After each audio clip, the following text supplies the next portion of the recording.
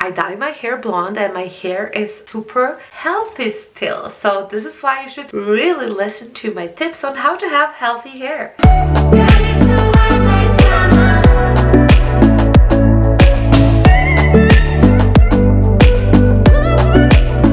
Having healthy hair is probably more simple than you think. Normally going overboard is what will damage your hair, and in today's video I'm gonna give you all of my tips on how I keep my hair healthy. Hi guys, it's Nancy here and welcome back to my channel. I post videos about lifestyle, fashion and beauty, so make sure you are subscribed before we start, and let's just jump right into the video. What is your hair type? This is something you should know in order to buy the right products for your hair. Is your hair oily? Is your hair dry? Do you have an oily scalp and dry ends maybe? Like if you buy a shampoo for oily hair and you have dry hair, it will dry out your hair even more. This is why this is really important, and you should just buy a nice smelling shampoo. We really want to find things that will help your hair stay healthy. Be aware of the ingredients, things that go into your hair products. The same goes for skincare products and everything you buy actually. Like always check the ingredients list. But here are some ingredients that should not be in your hair care product. Alcohol, parabens, paraffins, sulfates, and perfume. There are probably more than just these, but these are some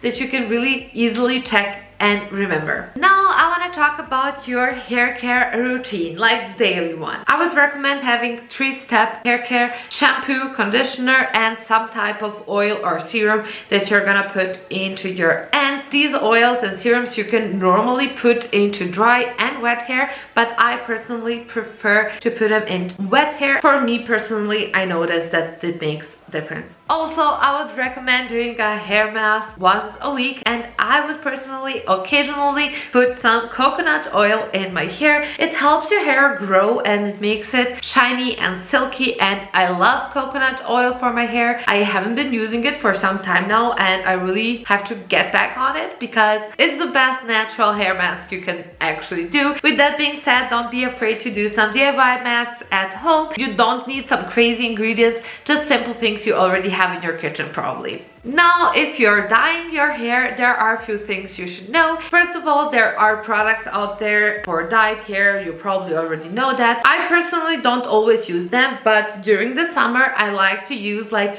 more blonde shampoos, conditioners and stuff like that. That will hold me over. They will like lighten up my hair for a bit, and with the sun and everything. And I really try to not dye my hair during summer months because there is no need to. It will get lighter. Also, I should say my hair is naturally not super dark. I have like a dark blonde situation, whatever you want to call it, like a light brunette. We can argue on this, but it's really like dark blonde. So obviously I don't have to dye my hair that often, but I also really try to stretch it, you know.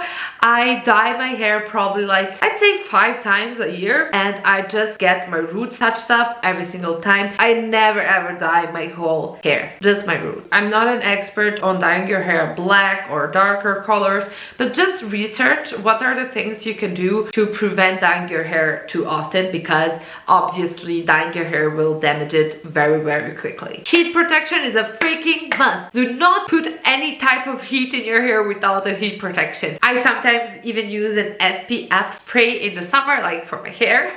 To be really extra. Just make sure when you use heat on your hair to use a heat protection. When it comes to heat, you should really avoid it in general.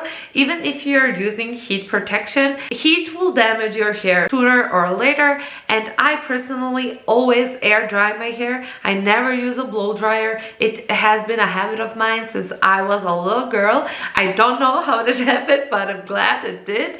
I really use heat on my hair just a few times a month, like 3 or 4 times when I straighten my hair, and I just try to embrace my natural hair, you know. It's not super pretty like when I straighten it, but it's fine. I can put it up and do something with it, you know, just play with it, do some overnight heatless curls, and just try to avoid heat in general. What you put in your body will obviously play a big role when it comes to your hair health, and if you want to take any substitutes for your hair, I would recommend using collagen. The next thing I want to talk about is getting regular haircuts. Don't be afraid of having your hair a little bit shorter. It's not the end of the world, it's not that traumatic, and your hair will grow back. So it's really fun, and just ask your hairstylist when getting a haircut to honestly tell you how much of your ends are dry and how much you should really cut, and just go with it. It's fine, it's gonna be fine, I promise. I recently cut off my hair like this much, like 10 centimeters, and I was like, oh my god, this is so short, but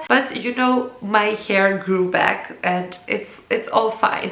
Just go for shorter and healthier hair. That's always going to be better than having long dry hair. Make sure to be gentle with your hair and really think about what type of hair accessories and hair ties you're using. Also, when brushing your hair, try to be gentle with your hair. I am not very good at it, but I try. And when your hair is wet, you shouldn't just brush it with any type of hairbrush, because that can really damage your hair. I would recommend using a wet brush.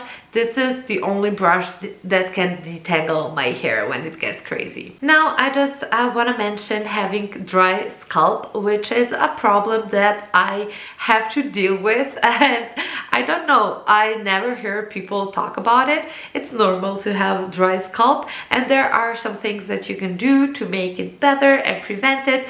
This is honestly something that is really bothering me, but I'm currently using a treatment like a hair shampoo for dry scalp, and I do have a lotion that I can use from time to time. So if you have dry scalp and you want to know what products I use and what I do, just leave me a comment in the comment section and I will try to help you out. So this was it for this video. I really hope you guys enjoyed and that it was helpful to you. Subscribe down below and hit that thumbs up button if you enjoyed this video.